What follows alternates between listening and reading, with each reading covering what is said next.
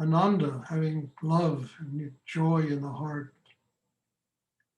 So we'll have a meditation, and afterwards, if anyone has any questions, I'll be happy to answer. And just one thing, I was watching some videos of some wonderful music, Bach's B minor Mass, Handel's Messiah. And one of the things I really noticed, and it's so applicable to the work that please try and stop moving. It's so applicable to the work that we do, how effortless these singers were. It's like all the music is just inside them and it just comes out simply, without great drama, it just comes. I mean, it was just amazing to watch how technically proficient they are to tap that level of creativity. Our work is no different. It should be effortless. It should be not pushing and pulling and making big drama. Just open the heart, breathe properly, and do it with consciousness. Do it with the development of the craft of inner work. Because the same way these singers develop the craft of what they do. And I mean, tell me, it was amazing revelation to me to see that in these singers. And, they were very great singers too. But how, centered they were, how effortlessly they sang what they were singing. And they were singing very difficult things to sing. One has to be really centered and one has to be really focused inside themselves to be able to do stuff like that. So we'll have a meditation, and if anyone has questions afterwards, I'll be happy to try and answer. Muted everyone, and if anyone has a question, I'll be happy to try and answer.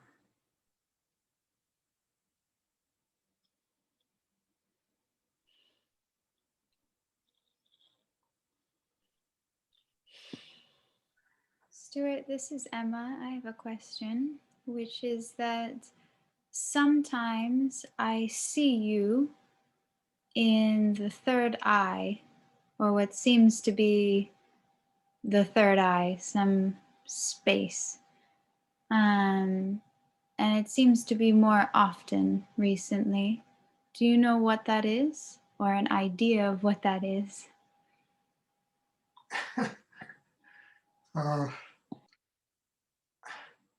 Look, in this meditation, you'll see all kinds of visions and, cosmic visions. You'll see visions of me becoming a 150-year-old person or being an infant. You'll see light, you'll see auras. And I'm not here to interpret these things, because I've seen them all my life and I recognize them as just being energy that we as students of this work have to take inside ourselves and let it work on us. Because if you start interpreting this thing, no matter who looks at it, you can get as many interpretations. And frankly, I don't even understand it. All I know is that I've spent my entire life experiencing it. When I was with Rudy, when I'm teaching, or, all over the world, I've experienced exactly what you have described. And I'm not interested in understanding it or knowing even what it is. I'm interested in only one thing, using these cosmic experiences to develop my inner life and build a stronger system that can connect me with God. Because once I start interpreting things, it just becomes kind of fodder in my brain, and it really brings everything down to a different level. It turns everything into, I don't know, it gets very sterile when you start interpreting things. It's like a great work of art. You can't interpret it, and that's what makes it a great work of art. There's something in it that transcends ordinary thought. There's something in this work that we do that transcends ordinary thought. You know, the energy of God, the energy of spirit has a logic completely its own. And when you experience the things that you've described, you're tuning into that level of logic. It's a different level of seeing, of hearing, of touching, of smelling, of everything that we do, you know? So I'm not here to explain these things. I'm very grateful that you see all these things. Now just take it inside you and let it work on you and let it really develop your inner life. Because to see those things is very strong energy and one has to embrace it. And you don't have to understand it. I don't understand it. And I've been seeing things like that all my life. I don't want to understand it because if I understand it, I bring it down to my level of understanding. I'm interpreting things that are beyond human understanding. And suddenly you become like a theater critic or art critic, and you're interpreting everything instead of just opening and letting it nurture you inside and letting it help you to grow and letting it become living experience. That's really the key to all of this. So I don't know, I know that I experience these things, but I don't try to understand them or interpret them or give them meaning. I just open and let them nurture me, let them nourish me inside, let them become my consciousness attuning itself to a different logic in the universe. And that logic tells me, don't think about it, just take it in and let it work on you and let it help you to grow in your life. So I'm sorry I can't answer your question the way you answered it, but I think I answered your question. And just take it in and be grateful that you're seeing things like that and let them work on you. Does anyone else have a question they would like to ask?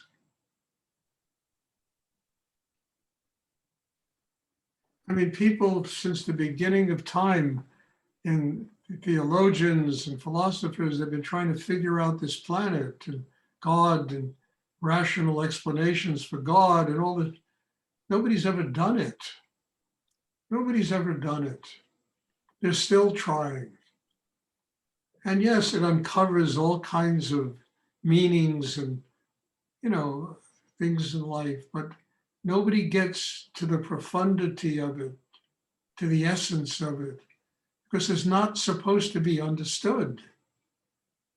It's supposed to be experienced in a profound way. You take it inside yourself. And I'm not a theologian and I'm not a philosopher. Well, I probably could sit down and have a good conversation with both of them, but it's not my job. My job is to transmit Shakti. And my job is to help people build systems inside themselves that are strong enough so that they can have a spiritual life. And when you start having a spiritual life, there's a whole other logic that works in the world.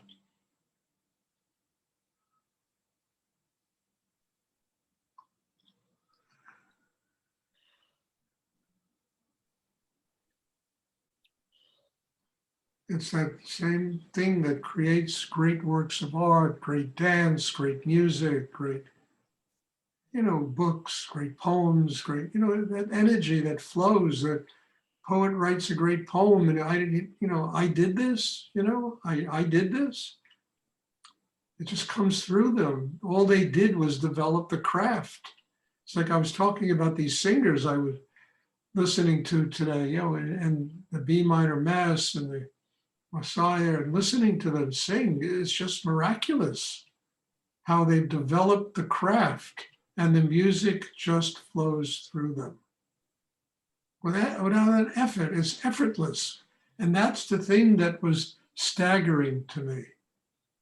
But to get to that state of effortlessness, it's a lifetime's work on oneself, to build the craft inside that allows one to transmit that kind of energy and creativity.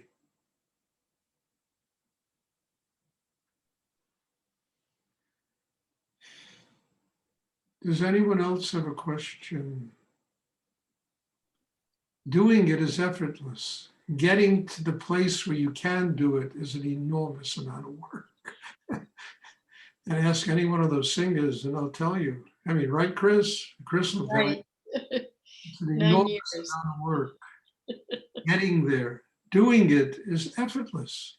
It's the same thing in our work. Getting there takes commitment, focus, time, overcoming oneself. But once you master the craft, it just flows. It just works. So beautiful. So true. Yes. Question, Stuart. You talk a lot about having a spiritual life and doing this for that, having that need.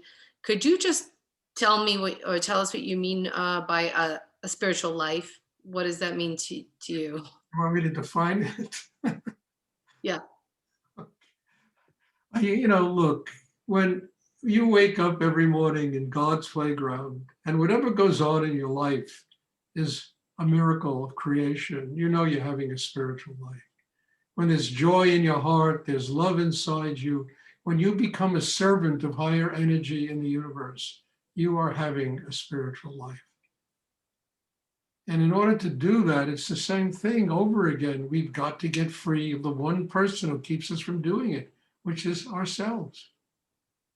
A spiritual life is not, some kind of cosmic, it's living in the world, being free of the world, recognizing that everything in life is a manifestation of God, recognizing that everything we experience is part of our evolution of growth so that we can get closer and closer to spiritual enlightenment. That's what a spiritual life is. And being happy above everything else, being happy, having joy in your heart, not just, when you win the lotto or something great happens or, you get a great job, you meet somebody you fall in love with, but all the time from when you're taking out the garbage, when you're doing stuff you don't like to do with your heart open, with love, and that's a spiritual life. I always say happy people are enlightened people, and it took me a long time to learn that. And it's really true. Happy people are enlightened people. But find a happy person. It's like really finding the Holy Grail, to find somebody who's a happy person.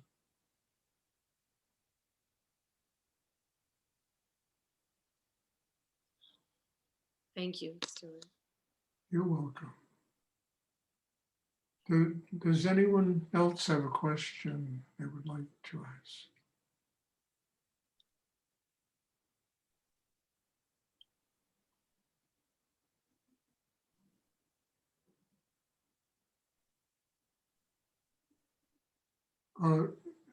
Just one thing before we end the class. Try in the class to center the camera so that, like right here, I see just the top of somebody's head, and you got to center the camera so that I can see you, and also be sure that you are well lit, because sometimes I can't even see people, they're not well lit, and it makes it very difficult for me to work with them.